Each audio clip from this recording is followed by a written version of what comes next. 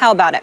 We have a great one tonight. Rex Ryan makes his return to MetLife to face his former team, the New York Jets. IK and Impali will be the captain of Bills Mafia for this one. Now, forget all the wonderful off-the-field storylines. The actual matchup has the biggest playoff implications of Week 10. The Jets are 5-3. The Bills are 4-4. Stephen A., Bills-Jets, who wins?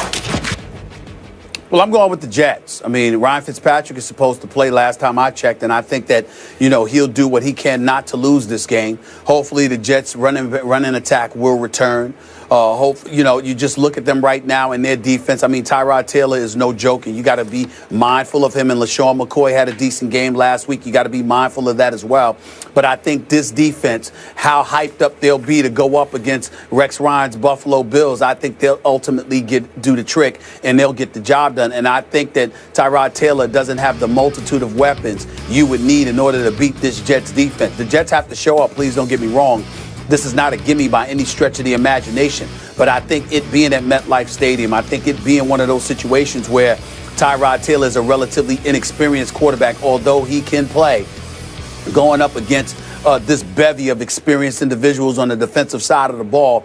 I think it can be a defensive struggle, but I ultimately think it's something that the Jets can pull out. I'm going to pick the Jets to win this game 24-20, Skip. 24-20. Yes. You're probably right. I don't love what I'm about to predict. In a vacuum with no strings attached, I would go with your prediction. I would pick the Jets at the Jets to beat the Bills. But as you know, before the year started, I predicted that the Bills would win a wild card. You predicted that the Jets would win a wild card. So here we are.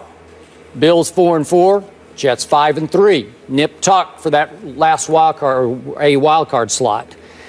And I got to have the courage of my convictions, as you ridicule me for saying. I'm going to have to stand strong with my Buffalo Bills today, even though I don't love it, because I think we're getting to that moment of truth here in which we find out, is Rex Ryan a fraud? Is that what he is? Is he just a showman fraud?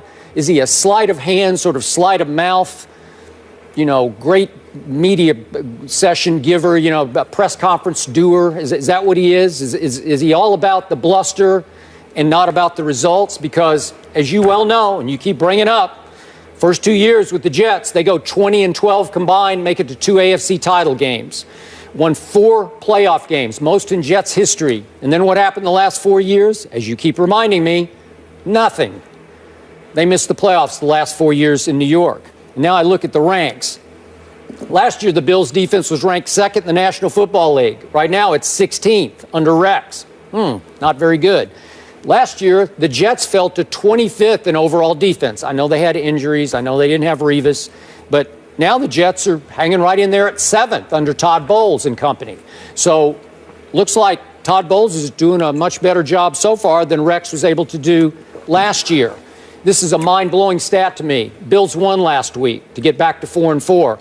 Rex is 2-17 after a win. I think it's over the last 4 years. 2-17 after a win. That's terrible. Since 2012. Since 2012, yeah.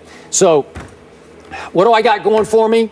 Well, you had some reservations about Tyrod Taylor taking over this team. I got to tell you, he's turning into a pretty special playmaker in this league. He makes a lot of big plays. I hope he's healthy. He had the knee injury. He looked pretty good last week. Still completing 72% of his passes. It's pretty special. And again, against the Jets, who blitz number 1, the most in the National Football League, against the blitz, Tyrod's completing 69% of his passes. So tonight, I got to go with my man Tyrod. I think he's going to make some plays against the blitz that inevitably will come. Sammy Watkins had his career high 168 yards and receptions last week. Maybe he's ready to break out. I'm not sure LaShawn's right. He's got a banged up shoulder, hasn't really been practicing, but is supposed to go. And I don't know. Maybe there's enough playmaking there because Tyrod, when he's been healthy, is 4-2. So I'm going to go.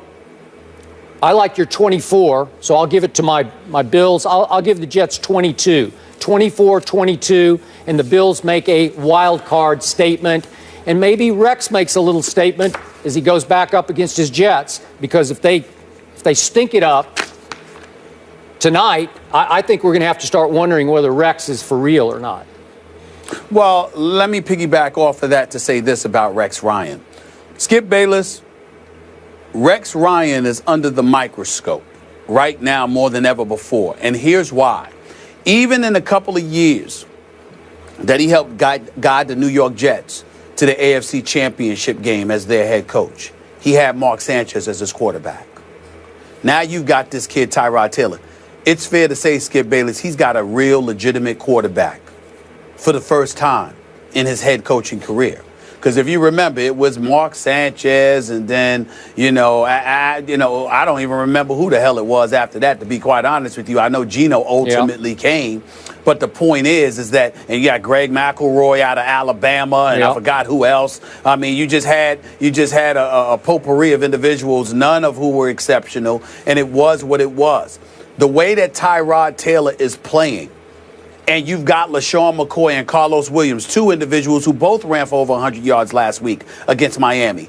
And you've got a stud like Sammy Watkins, who, by the way, was targeted 8 times and caught all 8 passes for 168 yards last week against Miami. Although it was against Miami, here's the reality. The weapons on the Buffalo Bills offense is decent enough where if Rex is what he's supposed to be as a defensive mind, the Buffalo Bills have no business being a 500 football team. And they certainly should beat the Jets tonight. I don't think it will happen. We will see what will happen.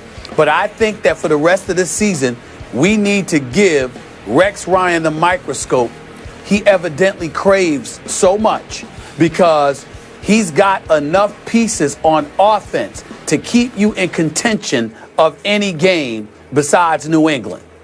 It's his defense that needs to step up. And if the defense ain't stepping up, who do we need to look at, Skip?